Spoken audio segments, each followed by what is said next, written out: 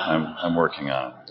I'm going to talk a little bit about trends that influence the future of scholarship, and this is dangerous business. If you ever have to give a talk about where things are going, you just have to only look at the history of people saying things about the future and realize that this is dangerous business. So my favorite, of course, is Ken Olsen, who was the founder of Digital Equipment in 1977, made the really amazing thought that there's no reason why anyone would ever want a computer in their home. Okay, so I'm not going to be in that, hopefully in that style of future casting pratfall. So what I'm really going to talk a little about is things that I see happening, and we'll maybe talk a little bit about. So what does that mean? The what does that mean is actually the dangerous thing. Okay, being able to say, oh, I think there's mobile phones out there is an observation. What does that mean is actually where the tough spot is. So I'm going to play that a little bit. So if we look at technology in particular, we've had numerous sessions, a whole track about mobile. So if I were to say, golly, I think there's something there, you'd be really impressed with me. But I did find some data that hopefully we didn't see a lot about. One of them is that when you do talk to people who are thinking about how mobile plays itself out over the number of years, an important variable is data. Okay, how mobile data usage is going to grow. So this shows you globally what the next 5 years from Cisco's point of view seems to play out. With mobile, mobile in my mind, and I didn't put it in a slide because, again, I don't want anybody to quote me, but mobile is really about how our whole world of the experience is changing. A lot of this is really about how technology affords us a way to do things differently. We see, as John pointed out, scholars are using technology, but they're using it in the workflows of the way that they do things today. It's not changing that much. There are some areas in where it is changing. In the example of how its structures work, so you can look at notepads and notebooks, and today a lot of people use Evernote. Is that a radical change? What does it mean, for us? Well, we're starting to incorporate this. It's in the way that we're structuring our work. It has to fit. These are the easy examples because it lines up nicely with the way that we think today about how to take notes, for example. So Evernote really, as a metaphor, as a technology metaphor, ties into how researchers take notes, how you take notes. How many of you use Evernote? Okay, so it's real easy to use. You get it. You don't have to read a manual. There's no book. There's no book to get on how to use it. Books, we're going to ebooks. That's easier and easier for us to assimilate and be able to use. The old technology of CD, DVDs, iTunes is going now towards streamed kind of things. You don't even have to have it anymore with you. It's not an asset that you carry around with you. It's actually a part of the capabilities of the cloud. Focus groups. You're starting to see researchers who use a tool like Affectiva. I don't know. I should have studied this. But there's no tool that teaches me the. Well, I'm sure there is a tool. I spoke too quickly. But there are researchers who are using a tool. In the case of I'm thinking of the sweetener, and this is really screwing me up. But affectiva it reads the facial expressions of the people who are a part of a focus group, and as you're talking, it's trying to get the affect of, are you happy, you sad, you puzzled, you like I see everybody's puzzled. Why am I here? I could be at the bar. Classroom and lectures. Khan Academy is a classic example. You can start to take things and turn it into a different way to even express how pedagogy, how education can take place. So I don't want to go too much into technology. So let me talk about academia. We work a lot towards reproducible research. That's sort of a premise of academia. We don't really do a lot of it other than through the review processes that we do.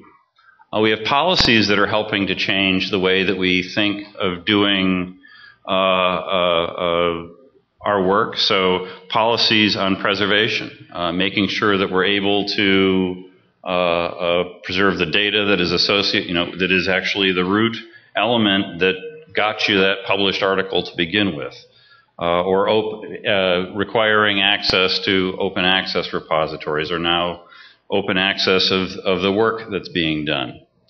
We're seeing changes in the global pattern of research. So the center of gravity is moving in the world system of scholarship from west to east. This is a chart of journal article production globally. Now you'll make a comment about it, but that not all of the quality is the same globally.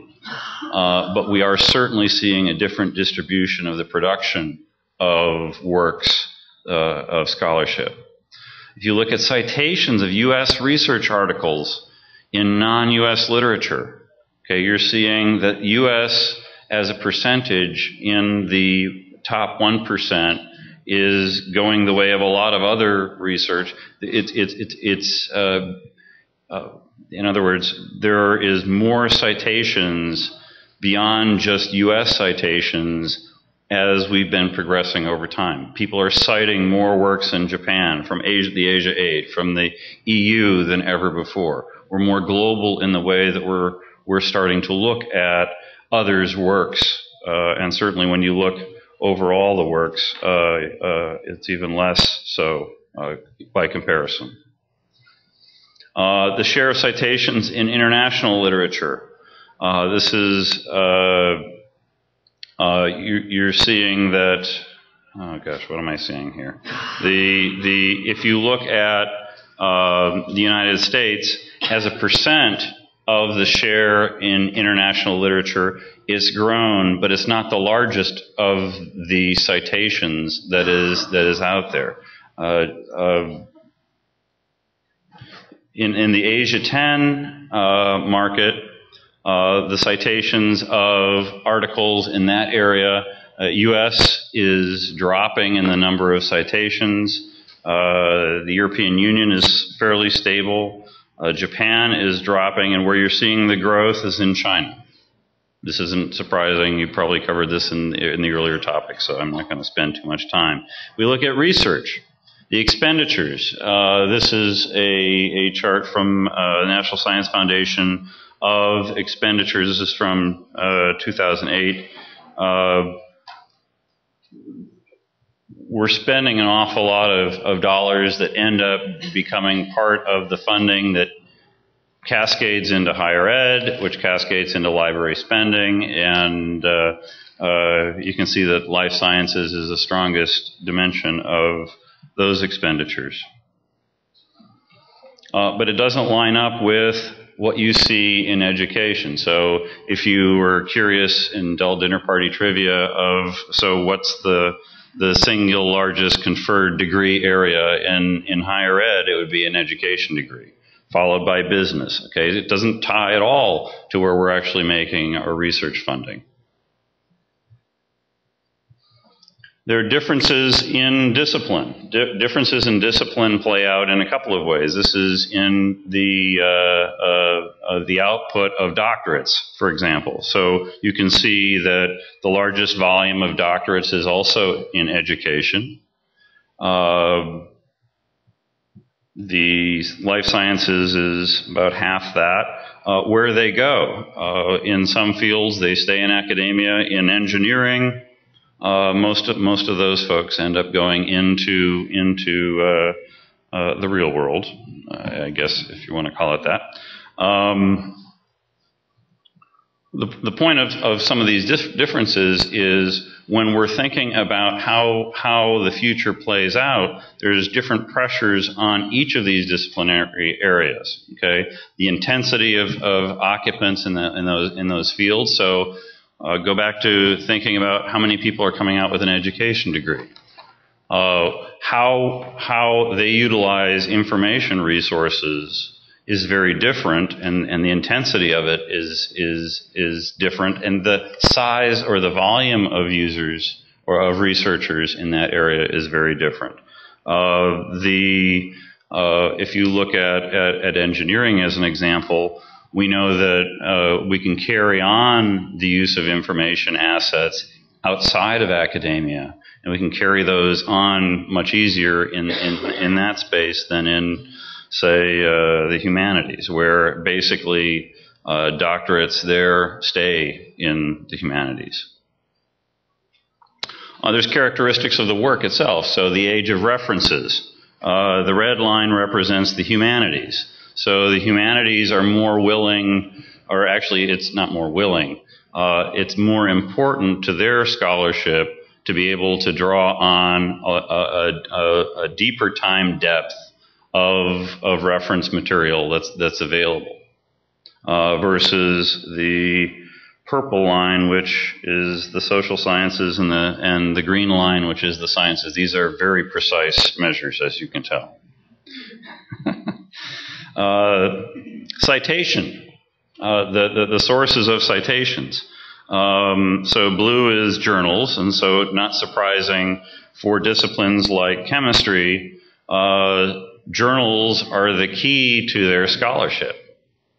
Okay, so if you think impact factors, in impact factors, we base a lot of it on the citations that are done within journals. So it's great in areas like chemistry. It's not so hot in history. In history, where most of the citations are from books and monographs, or it quite often is the case, primary source citations to like newspaper articles and things like that, you're not actually going to be able to get an impact factor that ties to how you're looking at, say, a chemist. So how we look at a project like Hattie Trust is actually going to be really important, and having to come up with measures that show the usage patterns of the book, the monograph, in order to find the value of a work from a citational perspective. Academic work is social. We know that 68% of faculty, and this is a little long in the tooth, but 68% of the faculty work collaboratively, and 52% of those work at colleagues from other institutions. So if we think about how universities tend to want to provide resources for their faculty within the university, collaboration is actually across institutions on the whole. This chart here is a plot of the number of it's time for the bar. Collaborators in particular areas. So you can see that there are papers where you get into the hundreds, or even more in the area of astrophysics. And the whole idea is one group of experts can't do everything. Sharing is different by discipline. Okay, so in areas like astrophysics, political science, economists, even in performance, there's a lot of sharing that goes on. in areas like history, molecular and cellular biology, archaeology, and biochemistry, we see a difference where they're more competitive and sharing doesn't really happen as readily as it does in the other areas. Again, part of this also comes from how hard it is to get data, how competitive it is to publish, how competitive it is to get a job in a particular field. And of course, junior faculty in all fields are especially cautious about sharing anything because they're trying to get tenure. At the library, we see changes. So this is a view of, you know, when well, let me just speak for myself. When I went to school, the library was the center of the universe. It had all of the content that I could ever imagine, because I'd go to the card catalog, and that was basically it. Every once in a while, I might need to do an interlibrary loan, but that's the world of what was available. Now we're at a place where the library, the databases that are a part of it, is fairly central, but we know, I mean, just what John was showing about, they go to Google, they go to Amazon. You know, there are other places in order to find information, and that center of research is shifting from libraries to a wider range of other resources at the present rate. Library usage trends. This is circulation and interlibrary loans. Circulation is dropping, but it's actually flattened out at least over the last 4 years. Expenditures. You're all probably interested in this, and you've probably seen some of this data. If you looked from a time perspective of expenditures in electronic versus print, you can see in the books, back files, and other materials that print had been the mainstay and is still strong, but is decreasing. Electronic is increasing in that particular area. When you look at current serial subscriptions, at the bottom left, in 2006 was really the inflection point where they went from being dominated by print to being dominated by electronic, and the trend is continuing in the same direction. In the overall, at the bottom right, the overall percent of purchased and licensed content in about 2009 crossed the mark, so that overall the expenditures of a library are mostly electronic.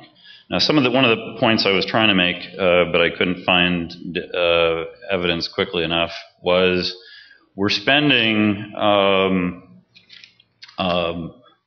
about the same or more than we were 20 years ago, actually, if you adjust for inflation. But what we have access to is far more significant than 20 years ago. If you look at that other chart that I had, where what you really had available was all that your library had, what's really available today is far more extensive per dollar than what was able to be had 20 years ago.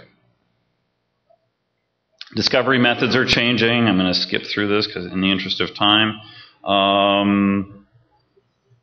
Networking things. This is sort of the era of connections. We're doing social networks, professional networks, and so on.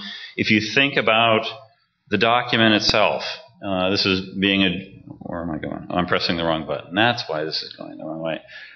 This article that we have is connected to a whole range of other objects, okay? And this could just be, you could substitute article and show a picture of book or monograph or whatever. We are more interconnected and working to become interconnected in bringing the resources together, okay? Why? This makes it easy. This makes it easy for someone to find the things that are actually a part of that research. So if you again think about my earlier policy comment, the idea of preserving the data is key today, because that's actually that's the informer of the research. Okay, we don't want to kill the informer or lose the informer down the road. So that's why policy is really supporting, and the technology is there to help make preservation happen. The article used to be the only way people could see research at all. Today, you can see it all. You could actually see their notebooks if they were digitized. You could see the data and work with the data and check it yourself if something doesn't smell right. We know, because of the value of interdisciplinary research, that things are related to everything else. Okay, some of the things that we do today in libraries is an artifact of the technology. Okay, like the card catalog, it was the only way we could manage what we were managing back in the day when dinosaurs roamed the earth. Okay, today you can look at things very differently. It's an interplay of how my research is related to your research. Okay, even the idea of discipline is sort of silly, right? Because history is related to economics, is related to this, is related, it's all interrelated. And so helping to bridge and make these interconnections surfaceable so that if I'm doing research in a particular area, you're not just filtering it for its chemistry. Okay, you can show me the things that relate to what I'm doing that is in neuropsychology or, you know, some area like that. The network relationship of ideas. You see, we're seeing, examples of this where we can connect, basic citation linking. I mean, that's pretty easy. But being able to navigate and work through the relationship of ideas. That bibliography is the DNA of the relationship of other ideas that are out there. And the way that scholars read this stuff, okay, John was pointing about going right for the bibliography or the index. They look at that because that helps them understand what it is they're seeing. In fact, when you talk to some scholars and you ask them why are they looking at the bibliography first, it's more informative of what that paper is going to be about than an abstract. You know the political bent, you know where they studied, you know all these things based on looking at their bibliography. And then the networking of datasets. This is really a dated view of this. The one right now is you can't make out a lot of the details if you show it on a screen. Search is changing. Okay, back in the day, we had these handcrafted catalogs. Okay, today we can use databases and search engines. We can use full text in order to be able to find things. And as we go down the path towards semantic, we're starting to have more and more detail about the relationships of the text that's in there. Is that valuable? Yes. Okay, there's discussions earlier about the value of semantic discovery. I know at ProQuest we have the dialogue business. If you've ever had to go to library school and you had to learn how to use this Latin based search syntax, there's chanting involved, and when you start to really analyze these really complex, I mean, we have queries that are, no kidding, 20, 30 pages long of set logic with, I mean, it's absolutely brilliant stuff. When you really start to analyze what they're asking for, semantic is actually the answer to what they right now have to write, 30 pages of arcane syntax in order to find the relationship of this drug with this particular phenomenon that's going on. Okay, so semantic is really the answer to some of the really complex type of querying that we want to be able to do. And like all complexity, it gets real easy so that everybody can do it. So I think that's the direction of where things are really going. We're right there basically, but we're working towards getting to the other place. I'm going to skip that. Processing of content. Okay, our content, the view. This is again riding the Wayback Machine for a second. Libraries have been structured as a logistics problem. Okay, you need to be able to find the book. Okay, it's a description. The metadata is a description about the object. Once you get into the object, you can start asking questions of the information. And this is showing how Paul Fisher at Cambridge did a great paper that showed the relationship between cholesterol, patient trauma, and parasite resistance in cattle. Fantastic paper. If you haven't read it, you'll cry yourself to sleep. It's beautiful. Anyway, so what he did is he was able to mine PubMed, and at that time there were 17 million articles in it, and was able to start finding that A is related to B, and B is related to C, and A and C basically become related. Again, the being able to ask questions of content and get into the meaning of the content is a path that we're all really trying to go after. Because you can't read 17 million articles. Showing content as data is really valuable. This is showing the incidence of Malvinas. Okay, what happened? What's interesting about that? Anyone know what Malvinas is? The Falkland Islands, right. Okay, so in 1970 or 1980 or so, what happened? Little skirmish, okay? And so what you're really seeing here is the incidence of something happened and the decay of interest in that particular subject. Okay, this isn't like the best example of being able to look at content as data and show a pattern that helps people see something that's going on with the content. Just looking at the individual object is great, but in fact, when you look at the long tail of everything that we've provided, looking at content as data gives new legs to having the back file of information that's available. Skip this. So some examples also of taking text as data. The word consumption over time, meaning tuberculosis. Oratorio. Oratorio has had different meanings over time. Different spellings, bibliometric usage, citation patterns. So being able to ask questions of content is useful. And being able to do text mining. Let me just keep going here. This is another one. This is on the white plague. Datasets. These are some factoids. Again, dull dinner party trivia if you're stuck tonight. So let me just get you to the highlights here. So we have a lot of faculty. We have a lot of researchers who are online. More than half use data sets, or about half use data sets that are larger than a gigabyte in size.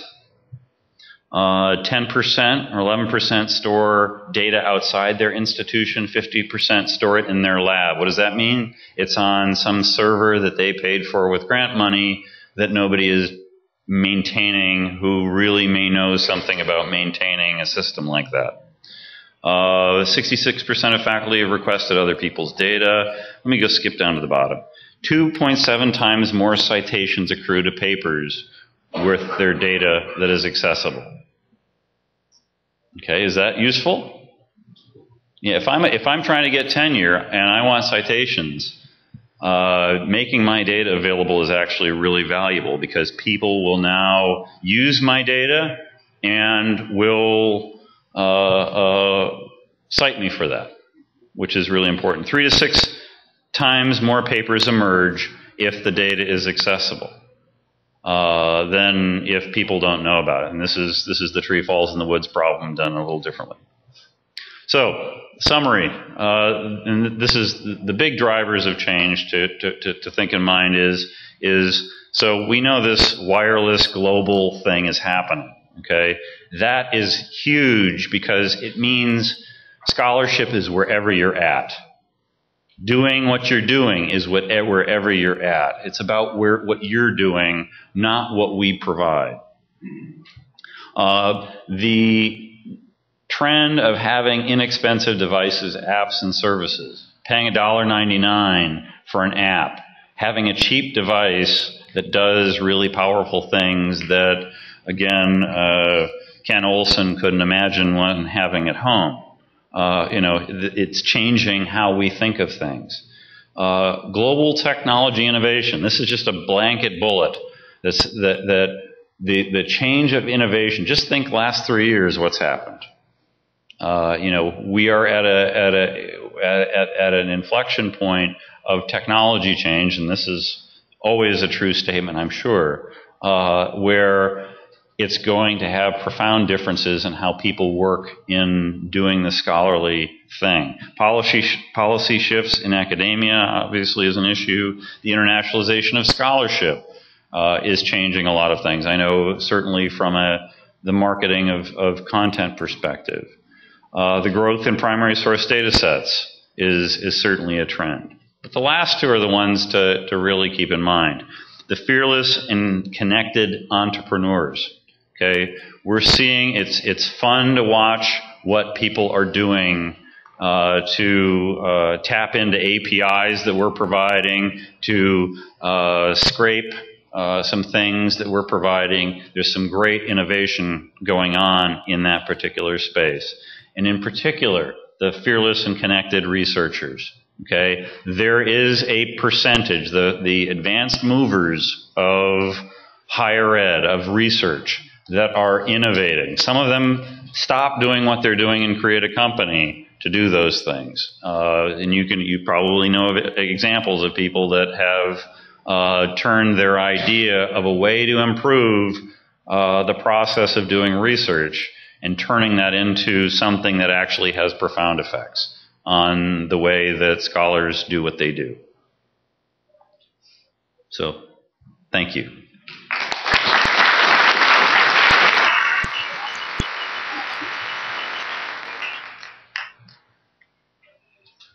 At this point, why don't we just go ahead and open it up to any questions? Anyone?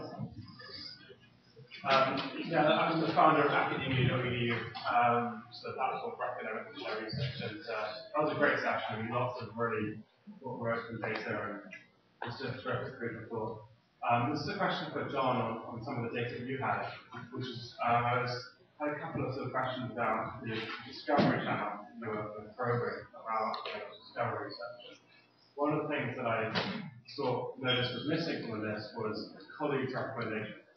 That happens a lot in the standard hour, and even I think you actually mentioned the chart later. It wasn't actually in the original list. So, how much of, let's say, an academic reads roughly 10 pages, glances at that, maybe scrutinizes two or something like that.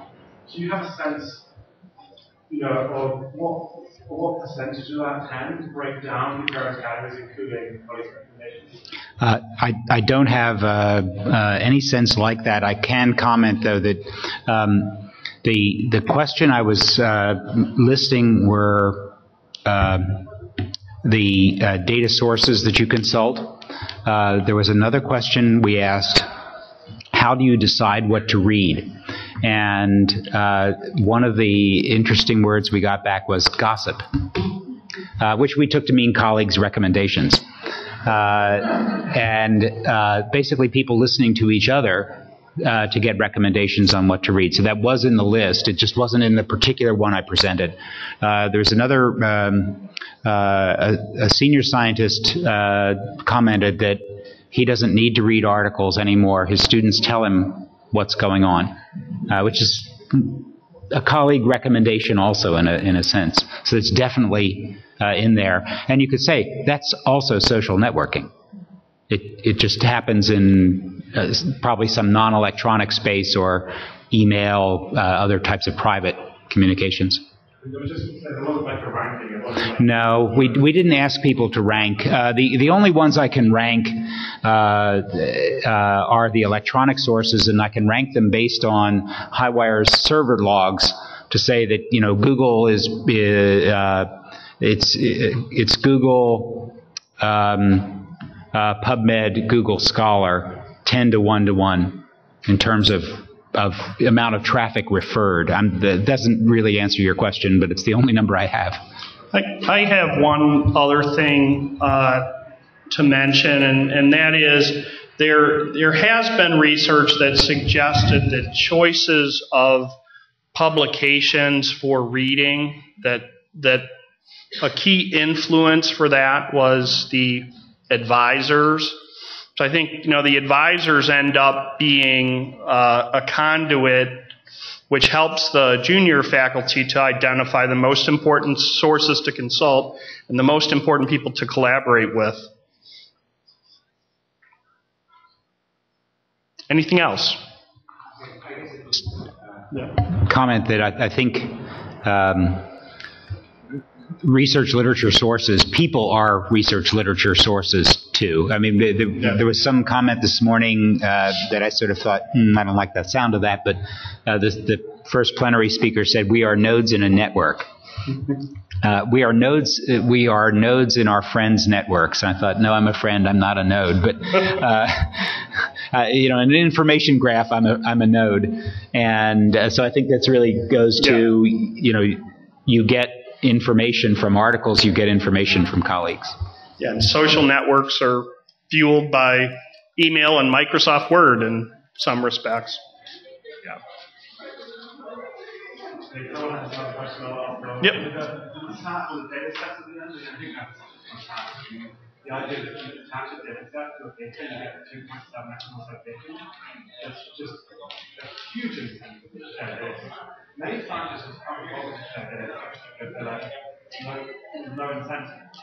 And to show that stat is, for example, what was the study behind that stat? How many people did you look at? How many data sets did you look at? What was the methodology?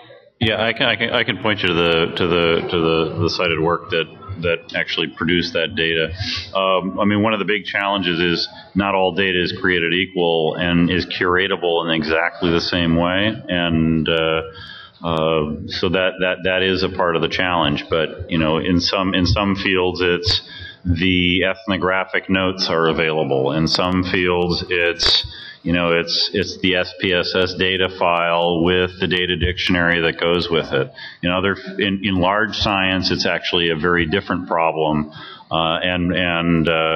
So like in astrophysics, large data sets is the only way that anybody does anything that they do.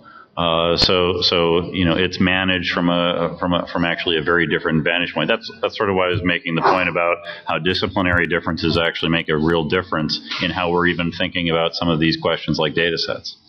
In some cases, there are also legal and privacy considerations that impact the potential for sharing of data. That's a good thing to keep in mind as well.